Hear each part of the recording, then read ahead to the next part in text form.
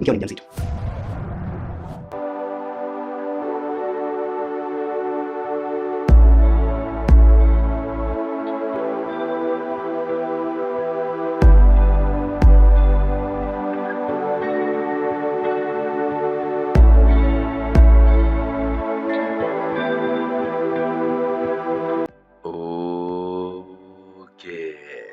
Basi sawa, tukizidi kuendelea na tamthilia pendwa kabisa, tamthilia ya Dunia.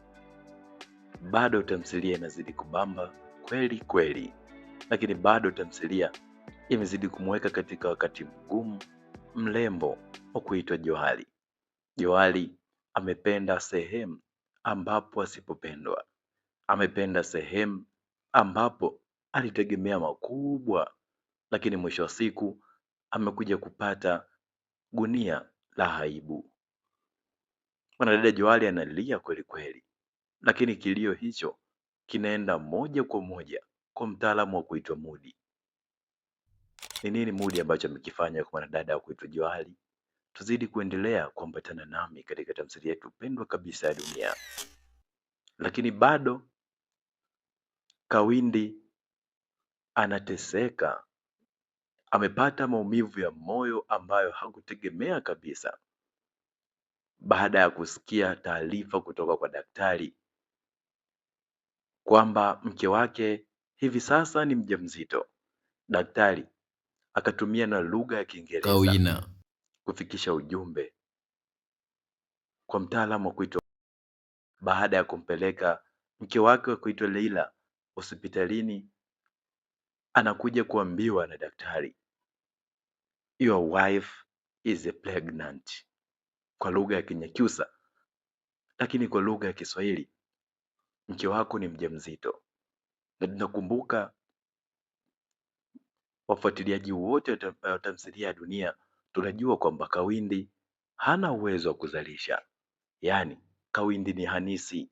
Hanisi ni mwanaume yule ambaye jogoo hapandi mtungi kwa lugha ya Kiswahili fasaha, lakini kwa lugha nyingine tunasema ni mwanaume ambaye akiamka asubuhi hakuna mabadiliko yoyote yale ya maumbile yake. Tafsiri yake Kawindi hana uwezo wa kumpa mwanamke ujauzito.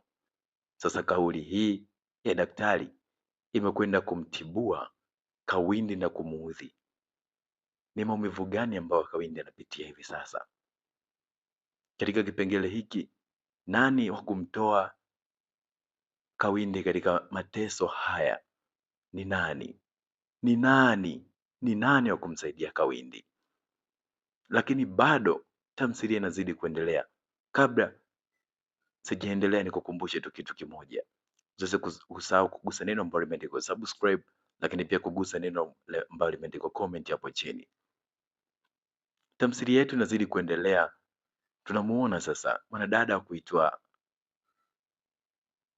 Johari ameenda kwa mtaalamu wa kuitwa Mudi. Anasema, Mudi, nimekuja, nipo razi niwe basi mwanamke wako wa pili, kwa kuwa umempenda sana dadangu. Basi naomba basi niruhusu Mudi niwe mwanamke wa pili kwako. Nakupenda sana Mudi, siwezi nikakupoteza. Lakini Mudi na kiwalaza chake na nywele zake kama mchicha anasema kwamba umechelewa Johari, mimi ni shemeji yako hivi sasa. Maumivu gani ambayo mwanadada Johari anapitia, kwa kuonyesha juhudi kubwa sana za kumtetea Mudi, za kuonyesha juhudi kubwa sana za kumpambania Mudi.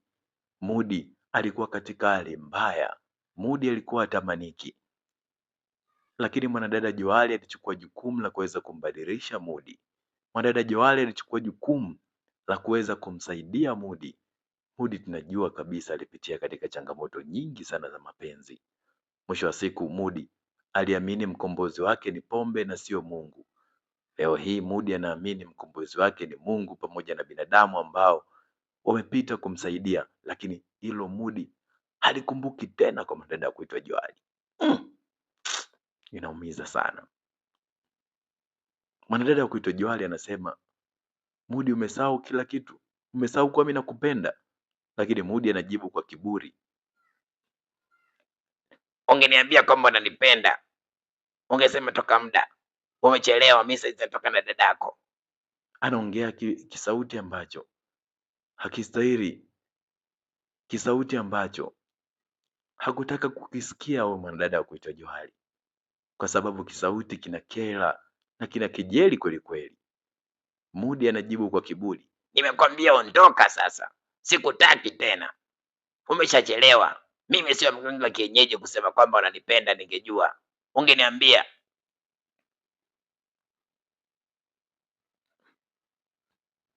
bila hata mshipa wa aibu. Mwanadada wa kuitwa Johari alifukuzwa kama mbwa kwenye geto la Mudi. Mudi amekuwa na kiburi kweli kweli, lakini bado mtaalamu ambaye anafahamika kwa kuchezea mioyo ya kina dada, mtaalamu ambaye amekuwa akichezea watu wengi sana kwa kauli zake, heti kwa kuwa yeye ni HB, yani handsome boy. Watu wengine wanasema mtaalamu wa kuitwa Jordan.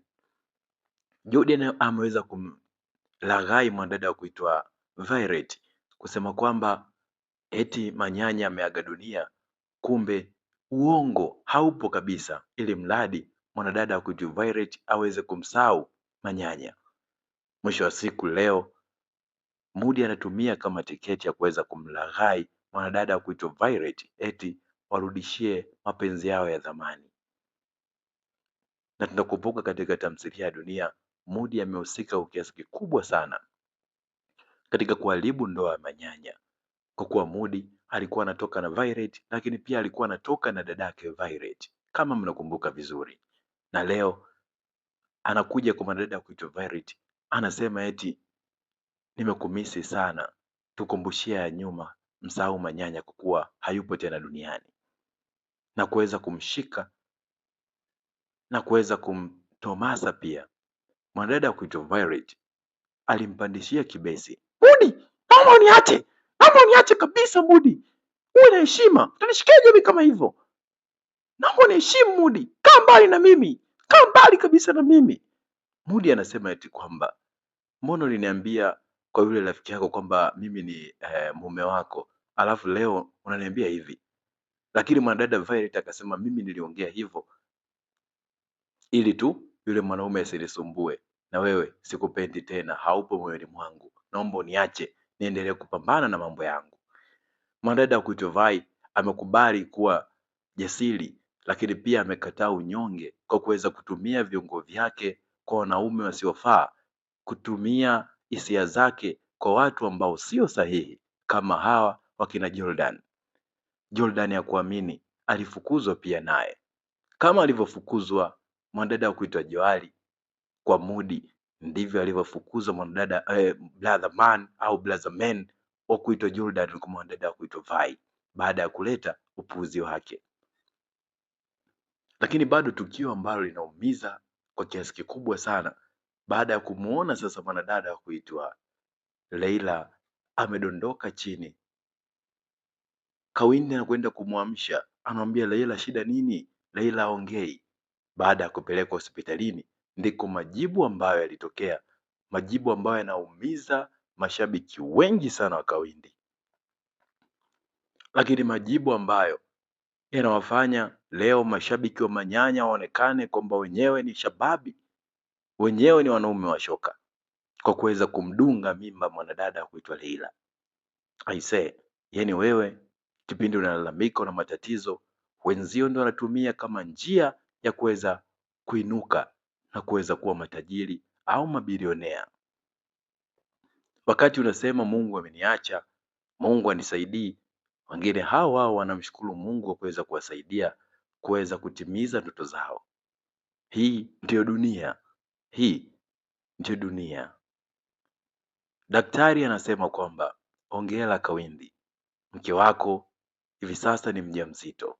Kila mtu anashangaa, Kawindi anashangaa, lakini pia Leila naye anashangaa kwa sababu Leila alikuwa hajitambui kuwa ni mjamzito, na tunajua pia huu ujauzito ni wa nani, kwa kuwa mwanadada wa kuitwa Leila aliweza kutolewa bikira yake na Manyanya, lakini pia mwanadada wa kuitwa Leila aliweza kumruhusu Manyanya aweze kuuona utupu wake na kujilegeza kwa mtaalamu wa kuitwa Manyanya kusema kwamba mume wangu hafanyi chochote kile, yaani jogoo hapandi mtungi.